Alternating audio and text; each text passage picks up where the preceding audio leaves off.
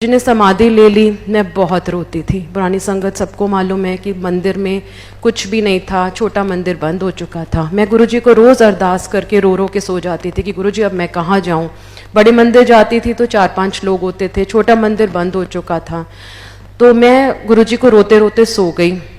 ऐसे गुरुजी आप कहाँ चले गए, मुझे आपकी बहुत याद आती है। अब मैंने किसी मंदिर गुरुद्वारे में भी जाना बंद कर दिया है, मैं कहाँ जाऊँ।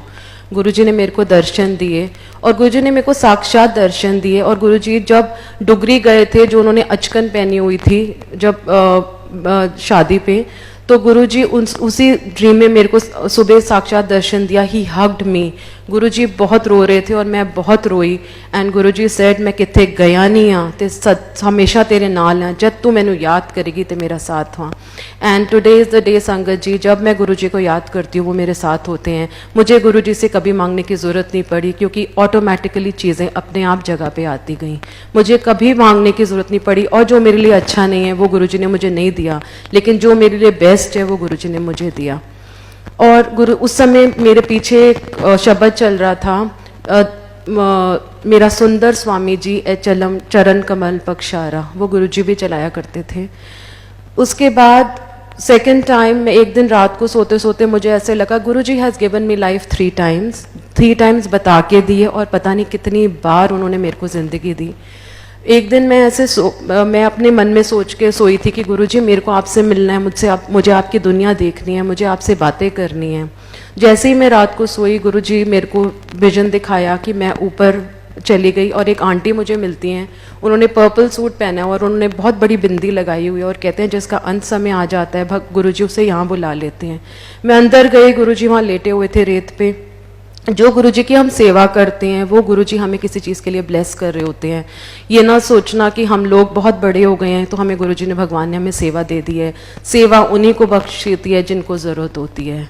और जैसे ही गुरुजी ने मुझे बोला सेवा कर मुक्की मार, और मेरे को हाथ दबाया और कहते हैं तेरी ना थल्ले बत्ती बंद हो गई है, डिसाइड कर ले इत्थे रहना है या उत्थे जाना है। मैंने कहा गुरुजी मेरी बेटियां ठीक हैं? तो कहते हैं हाले तो ठीक नहीं पर मैं देख रही हूँ। Then I land up in some hospital and it's Monday morning. And Monday morning में हर वक्त बड़ा मंदिर जाया करती थी। And this is the second time Guruji gave me life. और बिना बताए उन्होंने मेरे को कितनी बार ज़िंदगी दी है। एंड सर्टन एपिसोड्स विद गुरुजी जो मैं आपके साथ शेयर करना चाहती हूँ। एक बार ये मुझे गुरुजी ने, मेरे को सर्वाइकल की बहुत भारी प्रॉब्लम है, और गुरुजी ने मेरे को ड्रीम में आके मेरे सर्वाइकल पॉइंट्स प्रेस करे, मेरे को पीछे सारी मेरी स्पाइन को प्रेस किया और कहते सीधा चलिया कर, तेनू कुछ नहीं है। और एक बार ये मुझे ऐसे याद आता है, जब मैं गुरुजी के पास गई थी तो दिवाली का दिन था, और मैं तब मुझे नहीं पता था कि छोटे मंदिर में दिवाली का ओकेजन होता है। तब मैं नई नई जुड़ी थी।